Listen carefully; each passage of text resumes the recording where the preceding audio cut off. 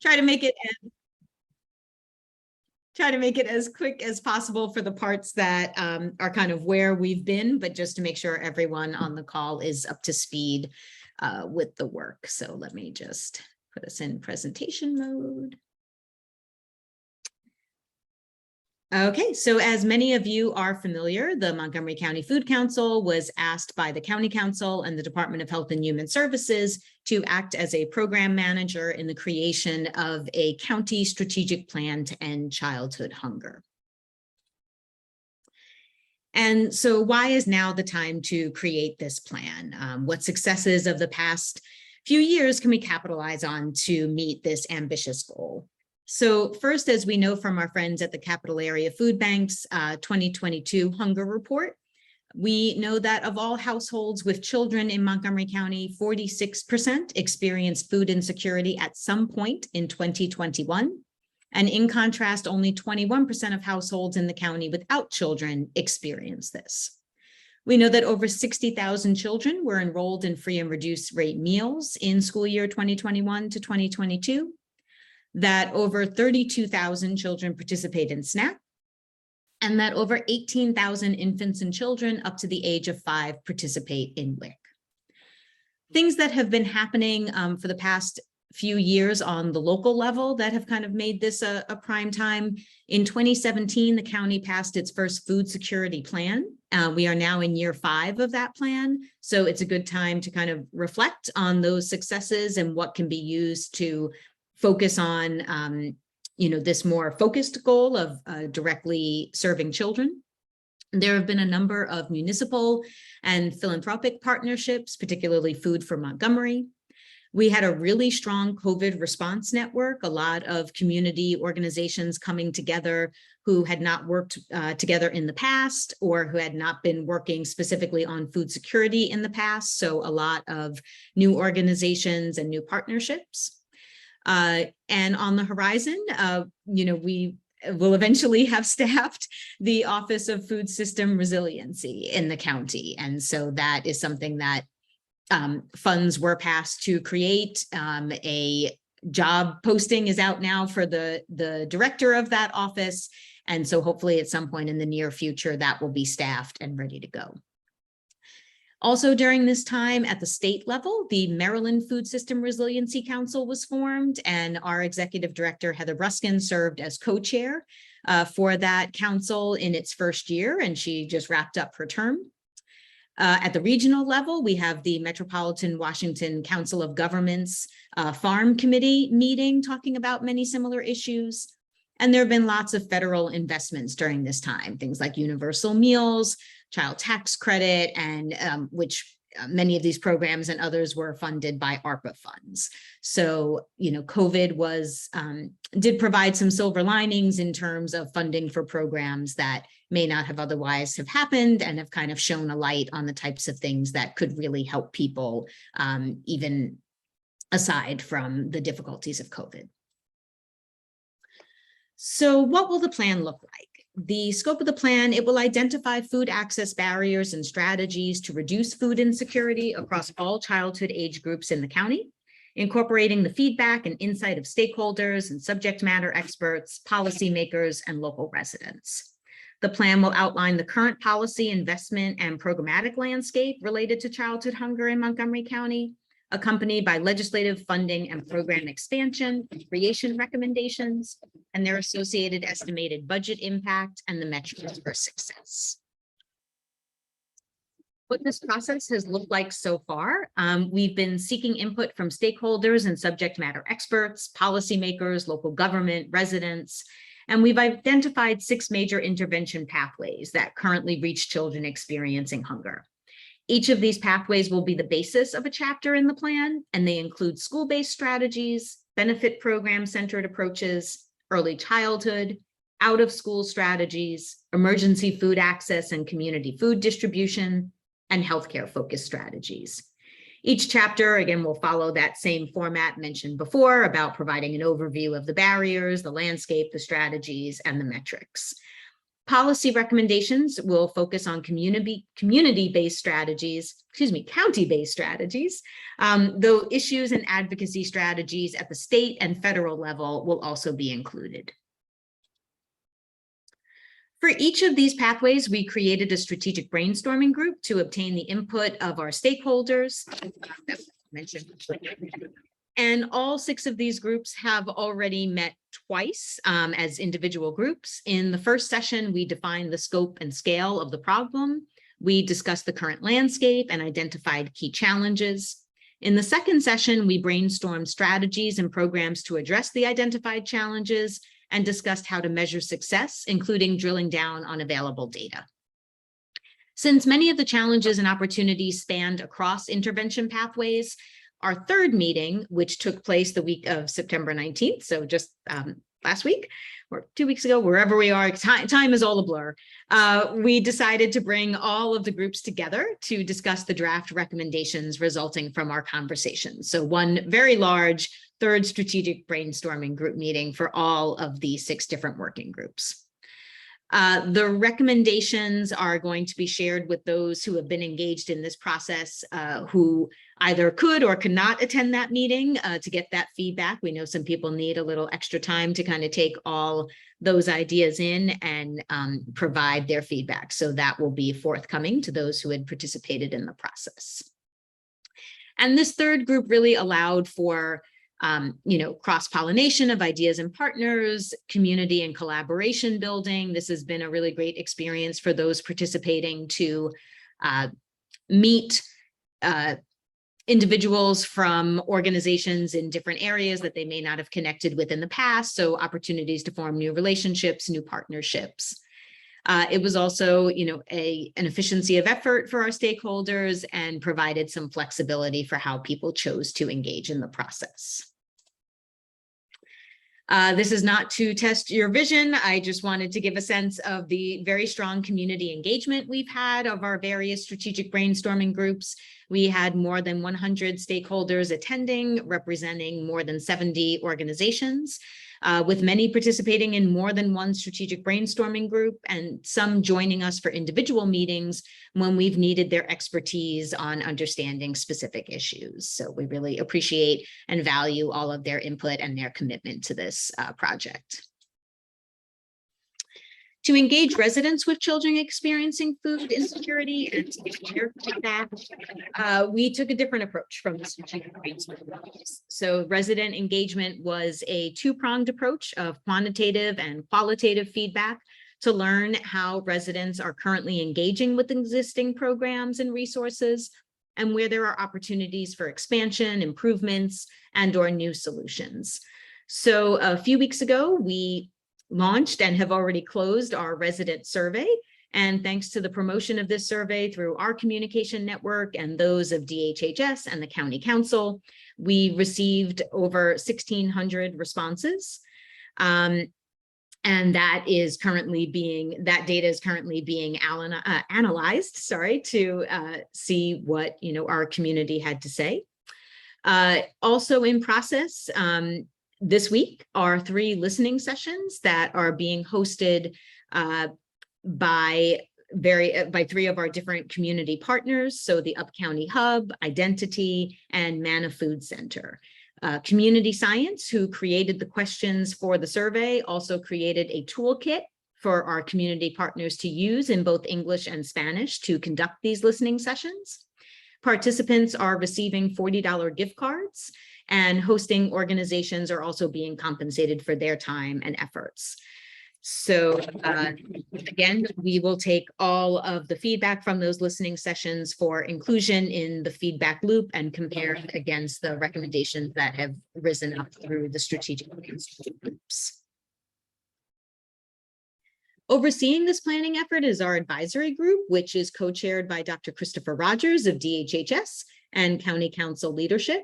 And they provide feedback on the plan development process and the plan's overall content and structure, as well as serve as ambassadors for this work, both during and after the plan's creation. And again, we have a list of our advisory group membership who have been sharing their perspectives and expertise as we move through this process. So as you can see, lots of community partners, lots of partners from different departments of DHHS, from MCPS. Shaun Sawko, who is on our call, is on our advisory group. And I apologize because I'm not seeing anyone else's, too many other faces while I'm on here. So if you're also on the advisory and I can't see you right now to say your name, just know I'm thinking of you and thank you for your work there. I had two preliminary recommendations that I thought would be of particular interest to this group, being food education. And one is a little loose, but but because it has an education connection, I thought I would share it here. So one of the issues that has come up through our brainstorming groups is the need for financial literacy education, and that this was a particular concern for families who receive benefits like SNAP or WIC, because there is an additional complexity to budgeting for those families since they are budgeting around specifically timed distribution of benefit funds. And so that there was a need for this particular group of residents who could benefit from basic financial literacy training. The plan for, again, ideas for how this, was considered it would be provided are probably around a grant to a community-based organization to offer financial literacy training to those families. And this could be co-located at food assistance providers. And I'll share the second recommendation, and then I'm happy to spend some time. I know we have a few minutes, for folks' reactions or any ideas that you might have that could build on that. So the second one is caretaker nutrition education.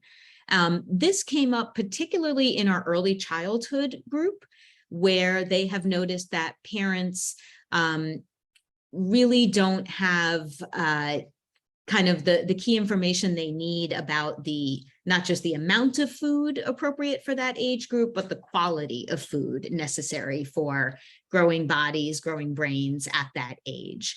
And so again, the basic idea here was to consider a grants program to food assistance providers to offer cooking classes, nutritional label reading, and other educational programming aimed at caretakers of children. And someone did mention, the fact that the county does have some demonstration kitchens, this one specifically at the Wheaton Library and Community Recreation Center. So I am going to stop sharing my screen for a moment and just open us up to some conversation. And then Esther, if conversation keeps going, feel free to let me know when we've run out of time.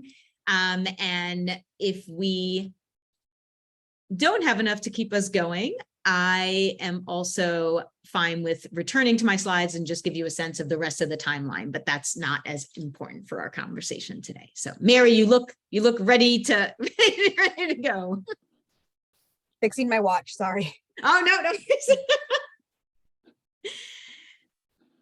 there anyone who had any questions on that or on the process, on education recommendations? Lauren, I'm not going to put you on the spot from SNAP-Ed, but I know, obviously SNAP-Ed does a lot of nutrition education in the county and, particularly is able to work with families, but we also know the challenges of getting adults, to be able to commit to specified number of sessions, and the challenge that that it is for any parent, right, or for any adult, but particularly for people experiencing food insecurity. Yeah. But happy to hear any of your thoughts on that. Yeah, absolutely. So we do a lot of nutrition education to parents of early childhood students, particularly through our partnerships with the Judy Center. And I know FNEP does as well through their partnerships with Linkages to Learning and the Judy Center. But like you said, it is a challenge to get parents in and have them stay committed. Because of various, reasons, other obligations that they, do have. So, yeah. Yeah. But we are out there as a resource, so SNAP Ed and FNAP. Thanks, Lauren. Thank you. Eleni, were you raising your hand? Or just no? I wasn't, but I actually, I my head. That's the way I'm just going to get feedback. I'm just going to call on you and accuse you of raising your hand. I just had a question. I attended last week's meeting and I was like absorbing all of it because it was, it was a lot of information. So thank you, Annmarie. You just, it's very thorough and comprehensive. My question, and I don't know if there's an answer to this, but my children can be picky. But I wonder with this, like in the literacy, caretaker literacy, I wonder if there would be a component of not only like, the quality of food that you're feeding your kids can be challenging, but also what like the roadblocks of feeding a child who perhaps maybe just wants to consist on chicken nuggets and milk. So I don't know if that was thought out. I mean, I'm always kind of like the detail person and not like the big person, but I just wanted to I guess, ask if that was even like thought of, but this is just a plan. So, Sure. So I'm sorry, Annmarie. Oh, no, please. So at SNAP, we do have a curriculum that we use with parents called Feeding for Healthy Eating. And it's geared to parents who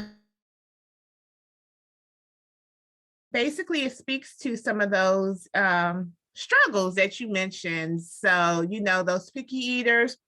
So it basically gives parents tips and tricks on how to encourage their young children to eat fruits and vegetables. So we talked about eating together as a family, cooking together as a family, role modeling.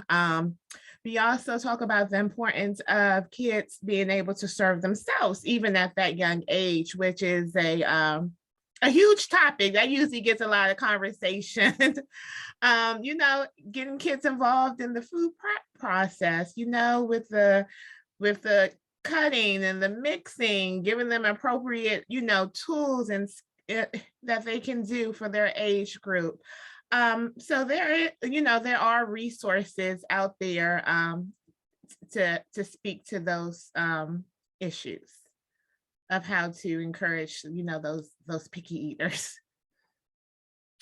And that it's a great point too, because there really are two sides to that conversation, right? We have the habits, like Lauren is talking about, in which the SNAP Ed curriculum does a really good job of discussing with parents about, what are just good habits you can get around to encourage children to eat healthier. But then we have the actual scientific nutritional information, right? That we also wanted, that I think this part that came up as the area of concern in these meetings was, do parents understand what the appropriate foods and nutritional needs are, for children in this age group? And I think that, what'll have to be refined in this process is also,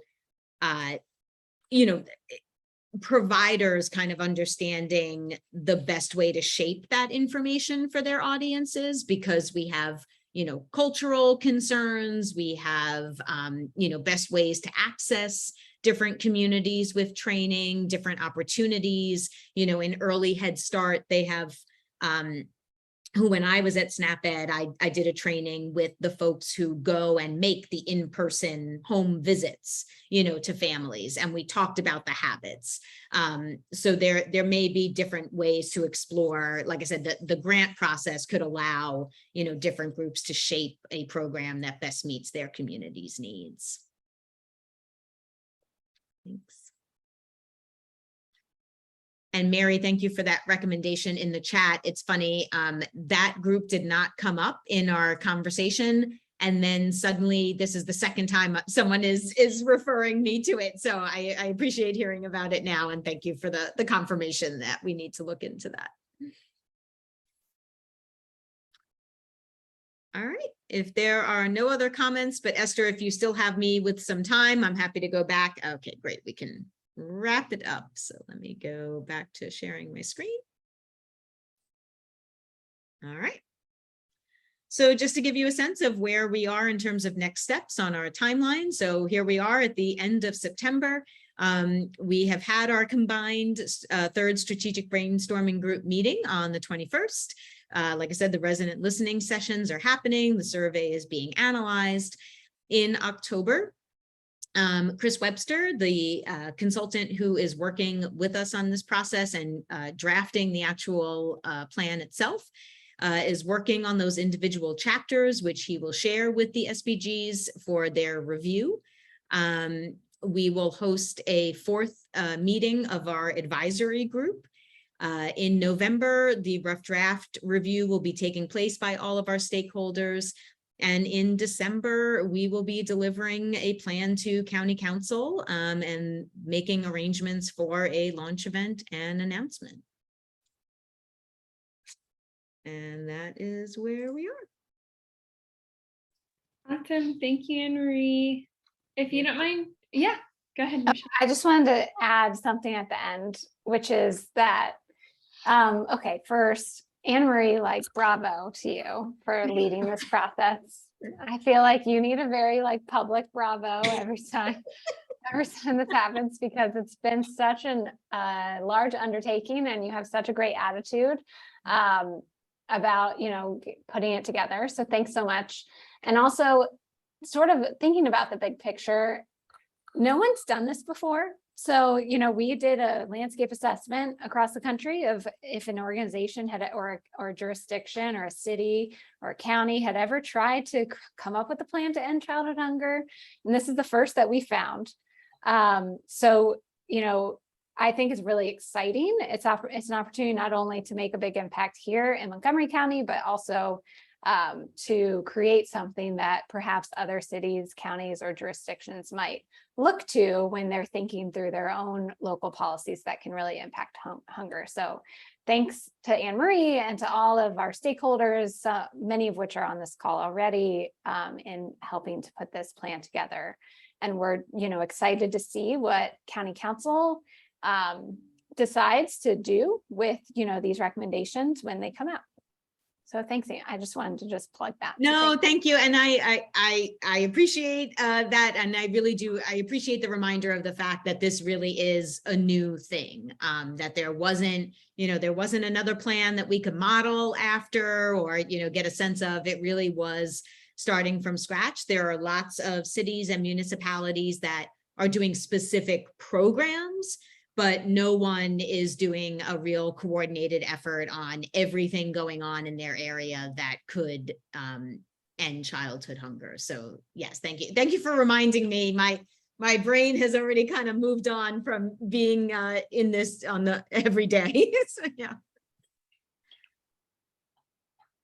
Awesome. Thank you so much. All right, and next up we have Shaun Sawko from the, he's a wellness supervisor from the Division of Food and Nutrition Services at the Montgomery County Public Schools. So take it away, Shaun. Hey guys, I'm pretty sure a majority of the people here have also already seen me and met me, but hi, I'm Shaun. I'm gonna go ahead and share a little PowerPoint that I threw together last minute, so I apologize about that. But this is going to be more about what we're doing this year and how we're trying to communicate and get student voices in our school meals. So I'm with Montgomery County Public Schools Division of Food and Nutrition Services. This is a new logo that we have that we've actually been able to partner with one of our manufacturing partners who had a marketing budget and allowed us to utilize them for a marketing service. So this was a new concept that they came up with, and we like it. And it has a whole bunch of different fruits, veggies, as well as serving utensils on it too. So I think it's kind of cute. Okay. You guys can still see it, right? Okay, cool. So just go over a couple different programs that we have. We have our National School Breakfast and Lunch programs. We have our Maryland's Meals for Achievement, which is also breakfast in the classroom. So for all of those schools, and I'll be talking a little bit more about which schools are what we call MMFA schools. Those schools specifically, we've been able to expand as much as possible. And those schools, every single student eats breakfast for free, and it's delivered inside the classroom. Or in our secondary schools, they actually pick it up from the cafeteria, then bring it to the classroom. The entire idea is that it's creating a communal space for the students, and they're all eating the same foods together in that classroom setting too. We also have our fresh fruit and vegetable program, which is really exciting that we're trying to partner with local farms. Right now, we're still waiting for that partnership to solidify. But if you have any local farms that are GAP certified, we'd love to be able to purchase for them. We have our after school and snack and supper programs, our summer food service program, and then seamless summer option, which is what we were utilizing during the pandemic too. And then we have a couple of our cafeteria staff workers that are just so happy to receive some Valentines from their students too. Shaun, just really quick, we're still looking at the logo. Is that? Oh no! Oh, I was like, I'm There not we go. sure. There you go. Yay! So there's the photos of the cafeteria staff, as well as the list of all the programs that we have too. Technology, you know, you think that I would know it, but sometimes I don't.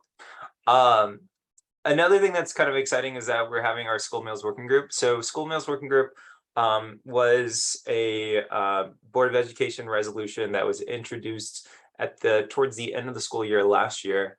And it specifically emphasized the fact that we need to reach out to our community partners as well as our students themselves to involve student voices in school meals.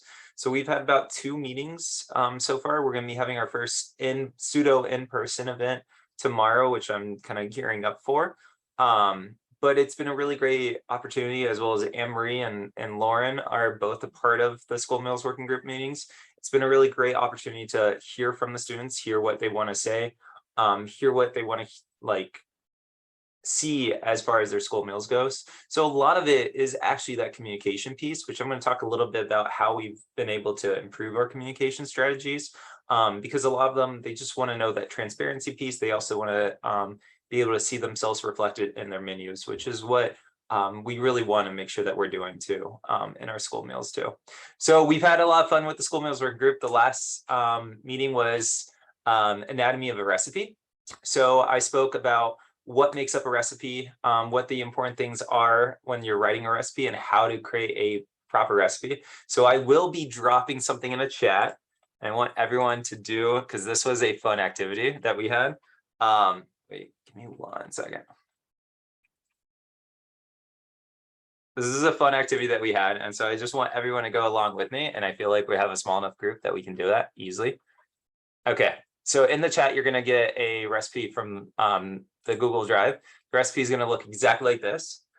I thought this would be smaller, but I have a big screen, so I'm able to see this recipe really well. If everyone wants to take a couple of minutes, look at the recipe, and remember, this is a good recipe. This is the kind of stages of what you want to follow when it comes to how a recipe is well written, how you can engage it, and then this is a recipe that has a lot of issues with it. And I want everyone, as soon as they find something, to go ahead and raise their hand. Esther, if you want to call on them as they raise their hand, because I can't really tell, and then tell me what you see wrong with this recipe. And then the next slide, I have all of them highlighted. No one sees anything right off the bat. Esther, do you see anything right off the bat? Oh gosh, I was staring at the screen to see if anyone was raising their hand. Kelly, go ahead. I see your hand. The portion size of just chicken is a little big. That's a good one. Yeah. You can just unmute yourself if you have something to say. Yeah, we can do that. It's a small group. Yeah. I think Robin go first. Right. I feel like thinly sliced chicken breasts, I'm just like overwhelmed by that sentence. Husband. Yeah. So this is your husband as if he was to give instructions on a recipe, is what you're telling me. Okay, great. It says flour, but then in the instructions, it says coat with bread. Oh, I like that there's a cup of cayenne in this.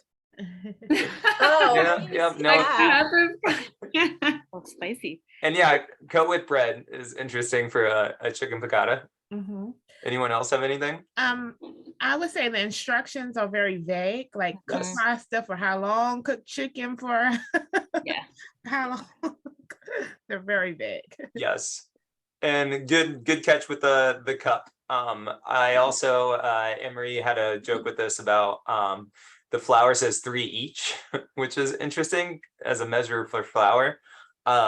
So this was I'm gonna go to the next slide so you guys can kind of see. This is just a really fun game of, I think every single kid loves to play Where's Waldo.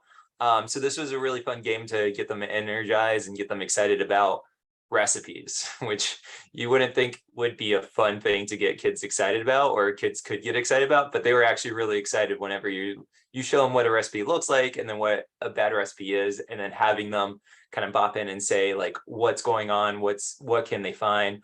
And it was almost like a competition at a time. So yeah, heating to only 140 for chicken is a little bit low. You don't want to get anyone sick. And so the entire purpose of the last meeting was to kind of educate about recipes, the importance of them, and the whole concept of a standardized recipe. So saying, for example, if you go to a cheesecake factory, and I'm from Tampa, so that's the reason why it's coming up, not because of the hurricane, but Tampa, Florida, or Wisconsin, like Madison, Wisconsin, or if you go to one in Gaithersburg, Maryland, you're going to have the same food no matter which restaurant you go to. And that's because of that standardized process. So if you have stuff that are vague, if you have stuff that, for example, there are food items that are listed in the ingredients, but aren't listed in the instructions, and vice versa. You'll see a few additional food items listed in instructions that aren't in the ingredients.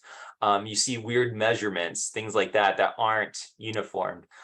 You want to make sure that when you're writing a standardized recipe, that no matter who comes on the street, granted, we make sure that we train our staff, but like, you know, if we have a substitute, if you know, a staff member maybe not is so familiar with recipes, or that specific recipe, anyone can pick that up, read it, and be able to follow suit with those recipes and having the same recipe from school A to school B to school C. So that was a kind of a little miniature recap of our last meeting, which has been really fun, again, to just kind of get the kids excited. The last little bit of that meeting was to provide the work back to the students. So I informed the students that I wanted them to reach out to their family members, reach out to their friends, their grandparents, their cultural centers, or whatever their religious affiliations are with recipes, and asking them to see if they have any recipes that they can share with them, and then provide it back to us and share why those recipes are important to them. What's the historical context of it? What's the cultural context of it? And then that way we can see if we can adapt those into school meals so they can still really truly see themselves reflected in their school meals. So that's just kind of a little bit of a concept of what we're trying to do with the school meals working group. We're also, again, changing the way that we communicate even via our menu. So this is our new menu format. This was actually 2 weeks ago. This was 2 weeks ago menu. And you can see that we've recategorized a couple different of the categories. So to try to make sure that we're changing the way, just like I think we were talking a little bit before about how a grocery store is laid out, where you have the things that you want to see and the things that are going to catch your attention at eye level or on the top, and then everything that you really don't want them to buy on the bottom. So the same thing is what we're trying to do with these menus. So chef inspired, plant-based, and plant forward, from the farms, fan favorites, and grab and go. And the way that we're trying to do these new recipe developments is that we're creating the chef inspired entrees, and then we're creating their sister entrees that are plant-based or plant forward. So that way a student that, you know, has some sort of religious or cultural dietary preferences can still consume similar foods that their fellow students are doing. So they all feel included in that school meals process too, no matter where they are with that too. We also have a new line signage. It's behind me now. You can see it has our logo, but it also allows for that transparency piece too, to show why what creates that school meal, and then why those foods are important. definitely an enhancement. I might have shown you guys this before last school year. It's definitely an enhancement this year, which is really exciting. And it's in print now, and it's very large. And so it's in every single one of our schools. Also in every single one of our schools. Oh, I have some arrows pointing to the different parts of the poster. Also in every single one of our schools is our new updated line signage. So our updated line signage now has the recipe names. It also has the calories, the carbohydrates, but then again, that most important piece when it comes to that communication transparency is the indicators of that vegan, kosher, halal certifications, and vegetarian too, showing that whatever items they're picking up do meet those dietary or cultural preferences too. And then of course we have our colors too, to make sure that they're aligning with that poster. So that way they see that, hey, if I'm picking up something that has a orange, a purple, and a green, I know I'm getting a grains, a protein, and a veggie with that too. So to help better identify what they're eating in their school meals as well. Lastly, we are looking at the ways that we communicate to our students with special allergies. And so whether it's specifically with allergies or any kind of special dietary needs, this is a new piece of communication that we've provided to our schools too, or not just to our schools, but it's actually on our website as well. We've reformatted so that way a parent, a student, anything like that can really quickly check to see what item that they're about to consume on the menu, or if they want to plan ahead and look at the menu and see what items are going to be served. So that way they can see what allergens are being maintained with that too. In addition to that too, we're utilizing a new point of service system, and that point of service system enables us to add alerts to the schools or to the students, and those alerts will follow the student from school to school to school. So if we have a student with multiple allergies that needs to have a menu created for them, that menu is able to be alerted or attached to that customer account. And so if little Johnny is in 5th grade and is about to transfer to 6th grade, those alerts and those menus can follow Johnny along to whichever school he goes to. So that's a really exciting piece that's just starting this school year too. And of course we have our farms. So we've had a huge outreach campaign. We've been able to partner with our pupil personnels as well as our community partners who have really been amazing as far as getting the word out about farms, transitioning back to that somewhat normal situation. And because of that, we've actually had a huge increase in our farms rates now too. So our current farms rates is 40.8% of all Montgomery County. These are still not official numbers. I'm just letting you guys know. You guys get the little sneak peek of it too. We also have all of our sorry, I should have said reduced price fee is waived. So now it's either a student is free or paid. So they're no longer having to be charged that 30 cents for breakfast or lunch. And of course, we have our policy of having no child being denied a meal. Our direct cert, we are participating in Medicaid match, which has been amazing. So our direct cert rate for countywide is actually 30%. And then for the applications, so our current farms rate for free and reduced meals or status students, we have 65. Out of those 65,000, about 24 of them are actually application. Well, about 40 actually are applications, but we have had some denied of those applications, but we still receive a large quantity of applications. So we do have our direct cert, but then we have an additional 10% of our student population does get certified through that application process too. We have some MMFA schools. We have a large list now. So every single one of these schools this school year is our MMFA. So that means that every single student, no matter what their status is getting free breakfast. And then of course we have a couple of schools that are universal pilot schools. So I don't know why the coloring came out like this, but it's 2 lists. I mean, it shouldn't be just green and then off green. It just should be all the same color. Anyways, but that's the list of all the schools that are universal. We are still collecting farms applications and still assessing. And after October 1, we're going to see what our direct cert rate, what are our farms rates, and then maybe transition from that point to seeing if a CEP would work out for some of our schools too. And that's it for me. All right, I'm going to stop sharing. Oh, Awesome. I stopped sharing, I think, right? Yes. Okay, cool. Awesome. Thank you, Shaun. What a great presentation, and just like lots of great things that y'all are coming up with and just implementing. It's so awesome. Does anyone have any questions for Shaun? You can just unmute yourself. I think Robin had a question earlier and I don't want to miss it. She said, I also saw that Shannon appreciated getting the recipe. You're welcome. I hope it comes out really well. yeah. Yes. So Robin said, how do we learn about future meetups for this school meals working group? So the school meals working group is mainly supposed to be primarily students. So we've limited the amount of adults to participate, because what we really don't want is the adults to drown out the students. It's so hard and so critical for us to get student voice, but it's so hard to get that student voice.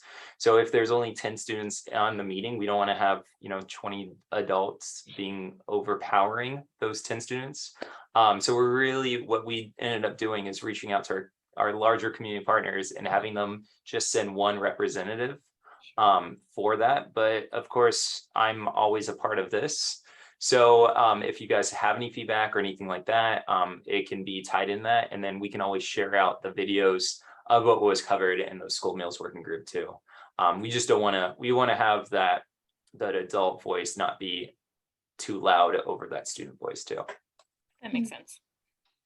Shaun, how do you feel like the new information about the menus and the efforts for more plant forward foods is getting out to the school community? Mostly, like, I'm thinking about classrooms. Yeah. Do you feel like they're getting, like, is that information like sort of getting incorporated to some of the lessons teachers are able to present, or how do you feel like that's going? I feel like it could definitely go better. Okay. Just to Yeah. be completely honest. Totally. I think that's an issue with school districts across the board. I mean, Yeah. I think we're constantly battling a perception issue. I think we're also constantly battling that communication issue. Mhm. One thing that's been really fantastic about one of the outcomes that are going to come from the school meals working group is I have reached out directly to the CTE teachers. And so the CTE are career technical education classes. So it encompasses culinary ed, as well as some hospitality management classes. Cool. So we had all of them over here a couple weeks ago, just to show them the facility, do a tour, and they got to taste a couple of new items that we're doing that are plant-based or plant forward. And then at the end, I said, I'm open to whatever partnership you think that this might lead to. So one of the hospitality management teachers actually reached out to me, and she wants to assign her students to help create communication and help create marketing, which is really what we need, because me as a man who is in their mid-30s shouldn't be dictating what a good marketing strategy is going to be for students. I want our students to come up with our social media campaigns. I want our students to be able to share that marketing strategies, because they're going to be the ones that are going to be able to capture their fellow students the best. So I'm excited about those partnerships, as well as we have some culinary arts teachers that are coming by tomorrow. And we're going to be partnering with them to see if we can start having that be included in their curriculum, so that that way it's not us coming up with the recipes, it's the students coming up with the recipes. And then it could be Springbrook succotash or paint branches potato salad or something like that. Something just exciting, so that the students can take ownership of those meals too. Awesome. Neat. Shaun, how do you feel direct cert is going? Like, do you think that was really helpful in terms of identifying students that maybe wouldn't fill out an application? I think we, don't quote me on this, but the last number was 17,000 additional students were because of that direct cert match. Again, I don't know if that means that those students wouldn't have submitted a paper application, but that means that they were automatically certified. So the fact that we're at about 30% direct cert is amazing, because in a normal school year, we'd be about 32% just across the board. So that means we have a larger number. So it's been a blessing. Also, I didn't really mention this, but CP is community eligibility provisions. I think I might be messing up that name a little bit. They use a direct cert matching. So they do a, so your direct cert number. So say, for example, you have a school that has 70 or 50% of their students are directly certified. We then are able to do a multiplication factor to that direct cert, and that's supposed to be encompassing all of those students that would normally be submitting applications. It's a 1.6 multiplication factor. So that's where we're looking at maybe potentially with this high increase in direct cert, maybe we can potentially transition to CEP schools.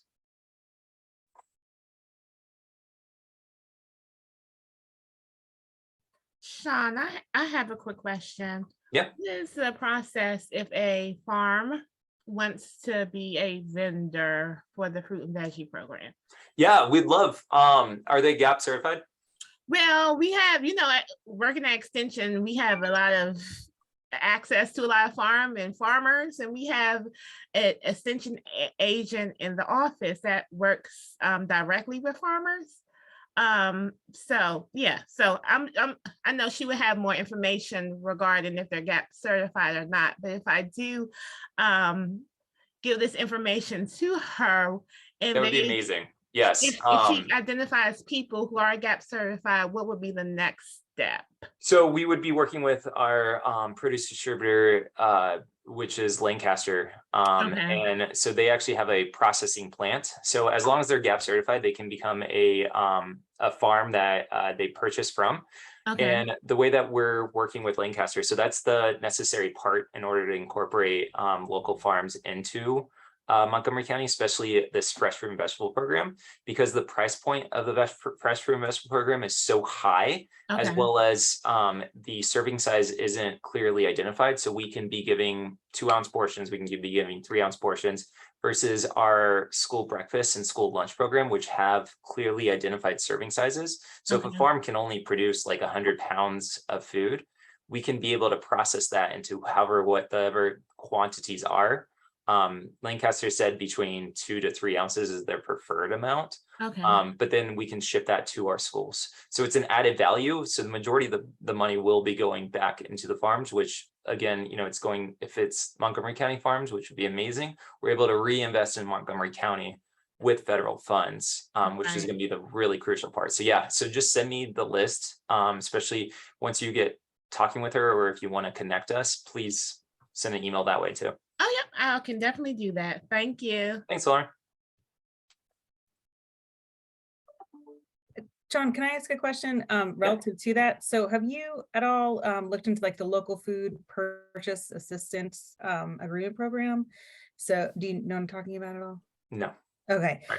So the USDA and Lauren, you might be able to speak more about this. I don't know if you know much about it, but the USDA had given a bunch of funding to allow smaller farms to have the ability to come to the table to integrate more into large purchasing. So for the most part in Maryland, it's going, the funds are going to be distributed to the food bank, but the idea is local and under USDA, local means 400 miles. So that's not exactly local, but Yeah. It allows the opportunity for some of these smaller farms to get their foot in the door and not be out competitive and outpriced comparatively to some of the larger and more long-term existing farms, so that they can actually, be a part of the equation. If they're a small farm, they should be able to participate and have fees that are, and the person in the state, in case you do want to connect with them, is Mark Powell at the MDA. So just a little history as far as where we've been trying to go, and Michelle's very familiar, as well as I think Annmarie is very familiar, because they've helped assisted in conversations. So as far as the Montgomery County farms go, I would love to be able to source, because we can purchase from Maryland and that's fine, and we can purchase from local around here, but what we really want to do is make sure that we're reinvesting in Montgomery County farms. The reason why I stated FFVP is because I know that no farms in Montgomery County are going to be able to service 165,000 students. FFVP is only in 12 of our schools. And so it's a specific amount of students, as well as it's not a specific serving size. And the dollar amount that we can spend per week per student, it equates to about $15 a pound that we would be paying these farmers for whatever produce they can purchase. And we've had those conversations with local farms. It's that gap certification that is just creating that barrier so that local farms aren't getting there. So we've had that conversation with, and it was a series of conversations. It first started with Montgomery County Food Council to see if they would be able to help facilitate this conversation with local farms. And then we had that conversation with farms. Then we went back to Lancaster and said, is this something that's possible? And they said, yes. And they would be completely transparent with saying like, yes, you're going to be purchasing from, you know, farmer, whoever in Montgomery County, but this is the price you're going to pay, and be very transparent about that added value or value added costs, which would be the processing, the packaging, and all that stuff too. So it's not, I would say easily with FFVP it's not about the money, it's more about the availability. So we need and if Lauren, if you have farms that are GAP certified, and would love to start, I think as soon as we start utilizing one, it'll be a snowball effect, and then they'll all be able to see that, hey, Montgomery County is now incorporating farm from like 3 miles down the road. Maybe we'll be jumping on that bandwagon too. So again, if you know any farms that are GAP certified, if you know any farms that are about to be GAP certified or trying to be GAP certified, that's where we really need that assistance, is that availability, because I don't want to keep like wasting this federal funds into farms that are, you know, in California, somewhere else where they're already getting a lot of money for their farming. We'd rather just invest it into Montgomery County. And I'll just share that the Food Council has been in conversation with Mark Powell and then also the Capital Area Food Bank in terms of helping them understand the local market in Montgomery County and how it doesn't necessarily compare to Pennsylvania or the Eastern Shore or some of these. We're talking about 400-mile radius, and you know, if we want to support truly local, like what that means, and with our Prince George's County Food Equity Council counterparts as well. So we've been involved in that LFPP process from when the USDA released it, and are really interested in its success. And it's a great opportunity. USDA has really invested a lot in, you know, trying to create more markets for local underserved farmers. So, which is really exciting. I mean, I have this envision of like, and we were able to do it in a small purchase, but those small one-off purchases in the conversations with the farms, they want to know like next year, is your procurement going to be from us? And so that's what we want to have, is we want to have that sustained partnership where we can say, you know, this is what we're going to be forecasting for next year and stuff like that. And so they know how to grow in the seasons. But we were able to have Tom Farquhar come in and do a speech to some of our elementary schools that are in Arcola and Nix, because they're year-round innovation schools. And we actually purchased potatoes and made a potato salad from his potatoes, which was fantastic. And it was amazing for the kids to be able to see and ask him questions and get engaged and learn about local farms. But my envision is like, you know, hey, a farm that's 5 miles down the road from this school is now going to be able to supply to the school. You know, it would be amazing to be able to like bridge those connections and have them do more of those field trips and stuff like that too. Shaun, I have a different question if we can pivot. Sorry. So no, I can go on rants about this stuff all the time. I know. We love hearing from you and hearing what's going on in the school district. So everyone has a lot of tangents, I'm sure. My tangent right now is school meal quality, because it came up in a meeting I was at. Can you just provide an update on what, like, if there are still supply chain issues in terms of having to go off the meal pattern, or just any updates out of curiosity when I'm having these conversations with folks and they mention this? I'm happy to, you know, relay whatever info that you have. Yeah, of course. So as far as the supply chains, it's gotten a lot better.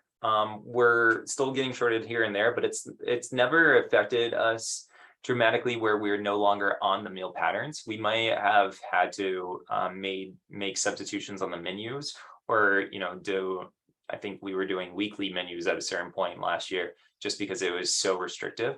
But we've never deviated from the nutritional guidelines or our meal patterns themselves. As far as the quality goes, I can't address to any specific like concerns. I know that sometimes it's more of that mindset that again, that perception issue that I said earlier, we're constantly battling in school meals in a national setting, we're constantly battling perception, and we're constantly battling, poor communication as far as, it's we might be doing all these amazing things, but it's not getting out. And I think, anytime that you have those conversations, those one-off conversations, if you can say something about like, hey, they're really investing into this and this, or they're incorporating school meals or school voices into this and this. One thing that was really fantastic is last year we made a video which kind of showcased the importance of student voice into school meals. Will be tomorrow when we're having this event, we'll definitely be having videos and recordings of that. And I think those are gonna be ways that we're gonna be able to help combat against that quality issue. But, I wish I could give you more of a firm answer when it comes to those. Thanks, Shaun. Yeah.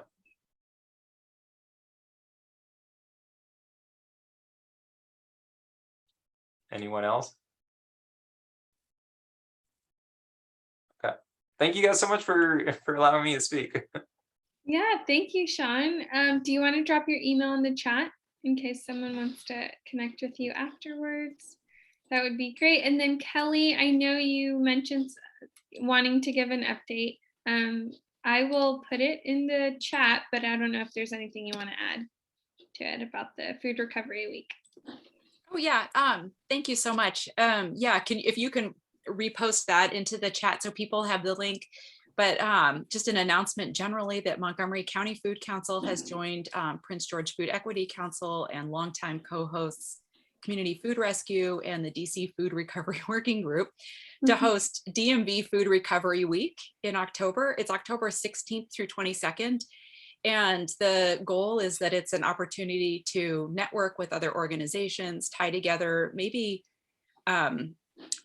people working on different aspects of the food system, like food security and food waste reduction, and pulling those things together. It goes beyond food recovery to definitely incorporate food waste prevention and reduction and food recycling opportunities. So check it out. Esther's going to drop the link into the chat. You can sign up for events, share it with your networks. I think the value in the week is really bringing people together from a lot of different perspectives of the food system. And you can see there are a ton of events every day in person. Let's say they're all free. And you can also link to previous year's events and see some recordings of some of those sessions. And there are sessions in Spanish and English on composting, all kinds of stuff. So I think there's something for everyone. And even upcycled food brewery events, tying back to our opening discussion on beverages. So maybe there's even something there for you. That's it. Thanks for the time. There you go. Thank you, Kelly. All right, and that's in the chat, but if no one else has any questions, thank you for being here. We look forward to seeing you all next month at our next meeting. So thank you. And if you have any questions, please feel free to email me or Michelle, and we'll be happy to answer any questions. All right, have a great day. Thanks, y'all. Bye. Everyone.